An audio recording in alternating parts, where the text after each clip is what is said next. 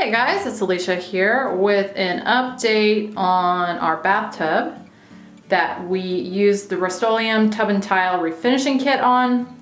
It's been a little over 6 months, probably closing in on 7 actually, since I did this. So I thought it was time to give you an update and let you know what we think of it. The lighting is not the best in here, sorry about that. That's as good as it's gonna get though, and I'm hoping that this is picking up.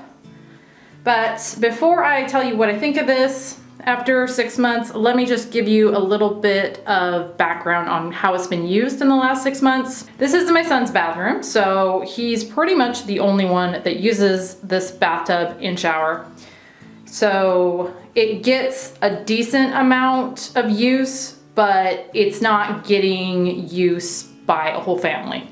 So I just wanted to point that out because that will make a difference, how much use you're getting. So this shower gets used daily by him. Now he is a kid and kids are hard on things, so that actually also factors in too. He uses bath toys in the bathtub. And like I said, kids are just kind of hard on things. So he is the one that uses this and has been using it for the last 6+ months. So that's the use that it's gotten. As far as how it is held up, I would say it is held up great. It's actually held up better than what I expected, to be honest. I really haven't found any issues with it as far as peeling or any degradation of the product. It's just, it looks pretty much exactly how it did when I did it. I'll go ahead and link the video where I show doing this if you haven't seen that. And in that you can see what it looked like when I first did it. But I think it looks pretty much exactly the same, to be honest. There is a very small little nick in the paint here and here. Don't know if that's picking up, but I think that actually happened when my husband installed the new faucet. That happened, and then there's a teeny tiny little red spot there, and I think that came from a toy or bath paint or something. I'm not sure exactly, but it's very teeny tiny little spot. Very insignificant as far as I'm concerned. Otherwise, the surface, especially the bottom here, which is gonna take the most wear and tear, I think looks really good. And again, sorry about the shadowing. I can't really do anything about that. But hopefully it's picking up enough to where you can see that there's no real wear on this. Walls look great.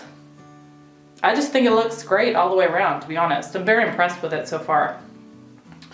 Now, whether this continues to hold up like this, I don't know, but so far, so good.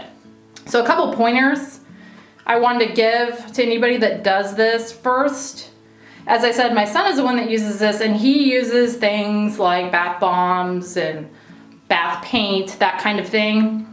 I think if you're gonna have that kind of stuff in here, you definitely want to rinse out your tub real well, because that kind of thing can stain. I did have an incident with, I think it was bath paint, where I thought it was stained, but I got it off of there quick enough to where it didn't stain. But if I had left it, it probably would have stained. So just be mindful of that kind of thing. If you've got colored stuff in here that could potentially stain this, make sure you rinse out your tub real well when you're done using it. But the most important thing I wanted to say in this video, as far as what I think you need to do to keep this nice, is be very mindful of what kind of cleansers you use on this. You do not want to use anything abrasive at all, or you're going to scratch the surface and it's going to degrade and basically start to come apart. So you do not want to use anything abrasive. It says that on the back of the box.